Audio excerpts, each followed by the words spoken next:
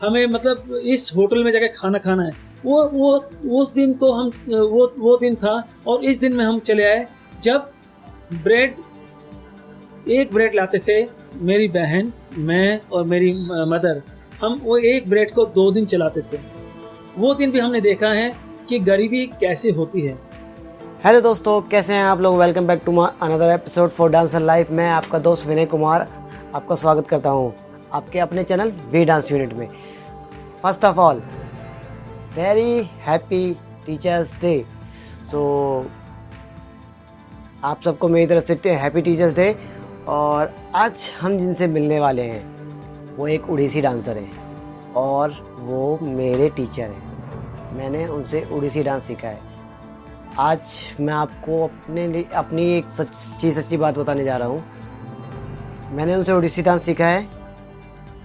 उन्होंने मुझसे आज तक उड़ीसी सीखने के लिए 1 रुपया तक नहीं लिया और मुझे उन्होंने ग्रेजुएट किया है उड़ीसी डांस में। तो और आज तक मुझसे 1 पैसा नहीं लिया। मेरे लिए बहुत कुछ किया है उन्होंने और मैं उनके साथ उनका कलीग भी रह चुका हूँ। तो मैंने उनके साथ टोटल 9 साल मैंने उनके साथ काम किया है। उसी 9 साल के अंदर मैंने उनसे डांस सीखा, उड़ीसी डांस सीखा। चलिए फिर हम मिलते हैं उनसे और सर से थोड़ी सी बातें करते हैं, सर के बारे में जानते हैं। Okay, let's go.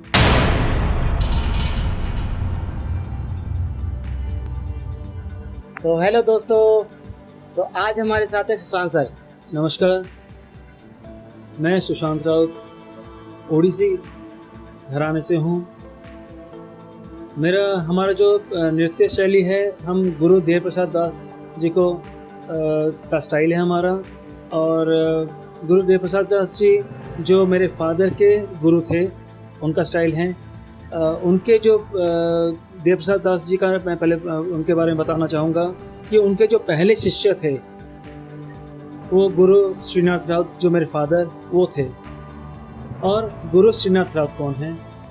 जो 1987 में जिनको साहित्य कला परिसर अवार्ड मिला था। उस साल M.F. हुसैन जी पेंटिंग में और पंडित रविशंकर जी सितार में और फादर को नृत्य के फील्ड में ये अवार्ड दिया गया था। मैं उनके बारे में इसलिए बोल रहा हूँ कि इतने बड़े गुरु का बेटा मैं, जब मैंने अपनी नृत्य की इस जो जर्नी को स्टार्ट किया, मैंने जब ये परंपरा को आगे बढ़ाना शुरू किया, बचपन में मेरे फादर मुझे बोला करते थे कि जब भी हम घर में हमारी क्लास होती थी, मेरी बड़ी बहन वो भी डांसर है, बहुत अच्छी डांसर हैं, चिन्मय मोहंती। तो उन्होंने जब डांस हमारे घर में क्लास होती थी वो करती थी, तो मैं बीच में जाके डांस करता था, कभी नहीं करता था। मगर उसमें फादर ने कभी हमें जोर नहीं दिया कि नहीं आपको करना है। मगर मुझे लगता था कि नहीं, मैं तो बचपन में मेरा एक ख्वाब था कि मैं एक क्रिकेट प्लेयर बनना चाहता था। उसके लिए मेहनत भी की, स्टेडियम भी गया। करते करते धीरे धीरे क्या हुआ, एक दिन अचानक एक खबर आई कि आपके फादर का एक्सीडेंट हो गया। वो समय था 1988 में। और वो हमारे ज़िंदगी का एक जो कहते ना कि एक हम स्वर्ग जो हमने अपने सुनहरे पल जिए थे, जो एकदम से हम स्वर्ग से नर्क में आ गए। जो कहते हैं कि हमारे जीवन की शैली बदल गई। उनके एक्सीडेंट हो, उसके बाद उनका इस दुनिया को छोड़ के चले जाना, और उसके बाद से जो हमारी तकलीफ़ें शुरू होना, क्यों हमने कभी वो देखा ही नहीं था। बचपन में कभी महसूस नहीं किया था कि हम कभी ये दिन भी हमें देखने को मिलेगा। जब मैं मात्र 11 साल का था, मेरे फादर ने हमें छोड़ दिया। मेरी बड़ी बहन थी, उन्होंने सीखा फादर से। मैंने एक बस कभी करता था, कभी नहीं करता था। तो इस तरह से सीखा करके मैं आगे बढ़ता गया। फिर धीरे धीरे आगे जब जीवन शैली शुरू हुई तो मुझे क्या कहते हैं, मैं चाहता था कि मैं क्रिकेट में अपना नाम कमाऊंगा, मैं बहुत अच्छा प्लेयर बन सकता हूं। मगर नहीं, मुझे मदर ने बोला कि नहीं तुम क्रिकेट क्यों कर रहे हो, जो हमारे घर की चीज़ है, जो हमारी कला है, हमारी संस्कृति है, उसको आगे बढ़ाने का काम क्यों नहीं करते। मैं मना करता रहा बहुत, इन चीज़ों के लिए मैंने बोला उनको कि नहीं मैं क्रिकेट में कुछ करना चाहता हूँ। अचानक एक दिन रात को मेरे सपने में, रात भर मैंने अपने सपने में अपने फादर को देखा और फादर मुझे यही समझाते रहे, बेटा तू कर ले, ये डांस की फील्ड में तू आगे चल। वो भी सीन ऐसा था, मगर आज तक याद है वो सपना कि मुझे जैसे एक ऑडिटोरियम में हम स्टेज के ऊपर कोई प्रोग्राम चल रहा है, मैं वहाँ पे उनसे, प्रोग्राम ख़त्म हो गया है, हम वहाँ पे उनसे एक दूसरे से स्टेज के ऊपर खड़े होकर बातें कर रहे हैं और वो मुझे समझा रहे हैं कि तू नृत्य की फील्ड में आ, इसको अपना, ये तेरे अपनी चीज़ है और मैं तेरे साथ हूँ। और वो रात जब वो सुबह हुई तो मेरी ज़िंदगी पूरी बदल चुकी थी। उस रात से मैंने जो सीखा अपने फादर का, और मैं ये कहूँगा कि अपने फादर और मदर मेरे लिए बहुत बड़े मूल्यवान चीज़, बहुत मूल्यवान है। मैं मतलब अगर वो बोल देंगे कि ये दिन नहीं ये रात है तो मैं मान जाऊँगा, इतना उनको, मैं उनका भक्त हूँ एक तरह से कहने का, क्योंकि मैं बहुत रिस्पेक्ट करता हूँ अपने माँ बाप और बहुत प्यार करता हूँ उनके आगे मुझे कोई नहीं दिखता। तो जब उन्होंने मुझे एक सपने में आके सिर्फ बोला कि तू ये कर, तो वो दिन था कि मैंने नृत्य में अपना कदम रखा, बहुत मेहनत की जीवन भर, मतलब जो मेहनत करता गया और उनका आशीर्वाद मेरे साथ था, साथ मिलता गया। और मेरी मदर ने भी बहुत सपोर्ट किया मुझे कि तुम करो करते रहो। मगर यहाँ पे एक चीज़ आती है समझ में क्या आई, जब मैं नृत्य सीखने के लिए मैं उड़ीसा गया, मुझे गुरु, मेरे जो अभी जो मेरे गुरु हैं, गुरु दुर्गाचरण रणबीर जी, उड़ीसा में मेरे जो गुरु हैं, उन्होंने मुझे बहुत सपोर्ट किया। और वहाँ पे मुझे मेरे गुरु, मेरे बड़े भाई की तरह मैं मानता हूँ उनको, और वो भी मेरे गुरु हैं, गुरु पुष्परंजन मंगराज। उन्होंने मुझे नृत्य की शिक्षा दी और मैं उनसे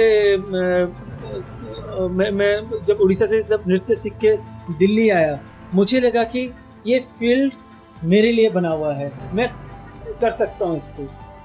और मैंने इसमें बहुत अच्छा करने की कोशिश की।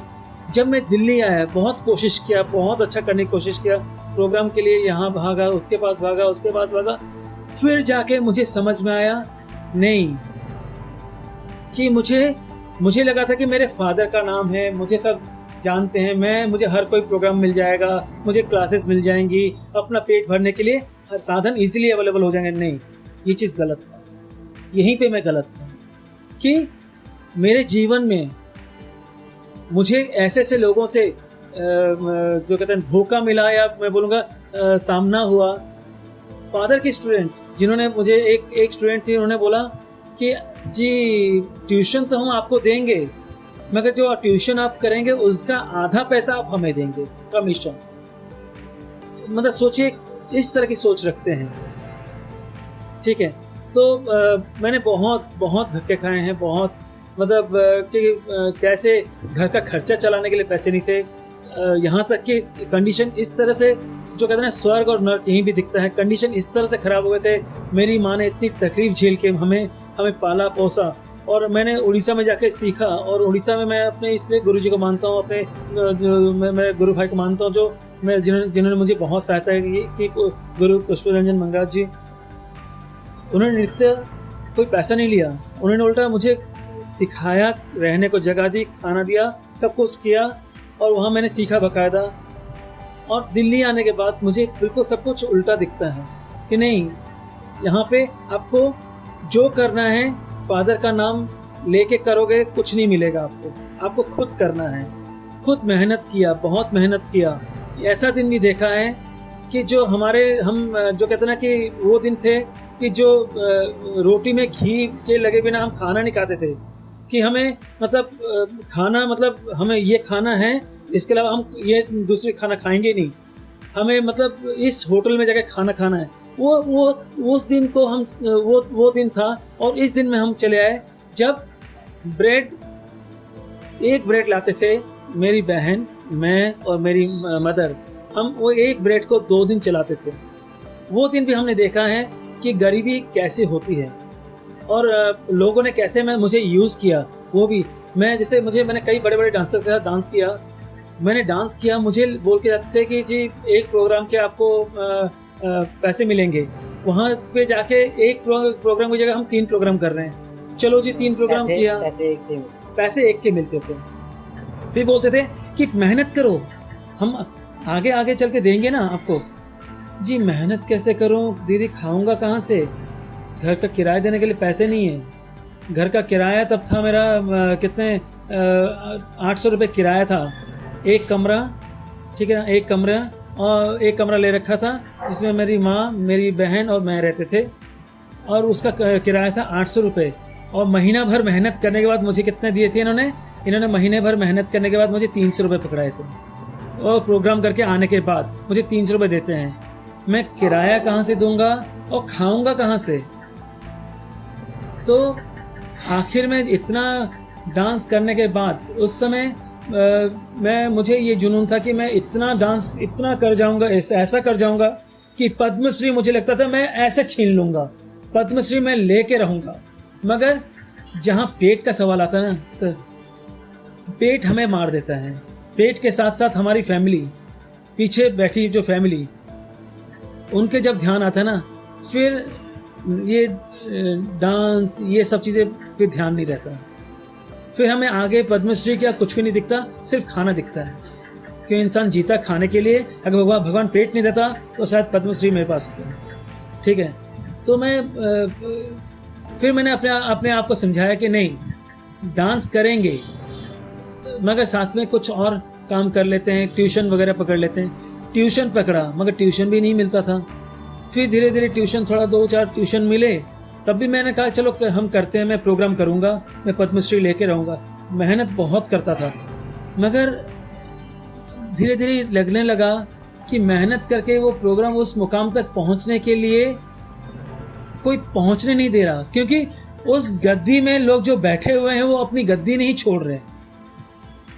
ये आज भी हमारे हिंदुस्तान की व्यथा है। जो ऊपर बैठे हैं वो अपनी गद्दी छोड़ने को तैयार नहीं, और जो नीचे हैं वो अपने अंडर में लेने का काम करवाने को तैयार है एज ए ग्रुप, मगर वो उनको आगे बढ़ा के उनका नाम कैसे हो उसके लिए कोई काम नहीं करता। हाँ, अगर आपके पास पैसा है, आप पैसा खर्चा कर सकते हो तो आपका नाम होगा।